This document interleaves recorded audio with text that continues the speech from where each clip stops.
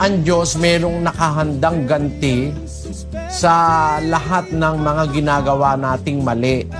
Yun ay sa araw ng paghukom, hindi ngayon yun. Kung meron mang pagganti ang Diyos sa ating ginagawang mali, pagdating ng paghukom. Pero kung halimbawa, nagkamali ka man sa buhay, sa isang panahon ng buhay mo, nakagawa ka ng hindi tama.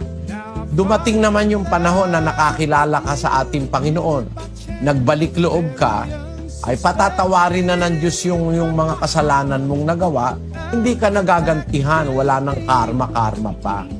Yan ay mga aral na hindi galing sa Panginoon. Yung, paglimbawa, gumawa ka ng masama sa isang tao, makakarma ka gagawin din sa'yo. Hindi po ganun, hindi po totoo lahat yon.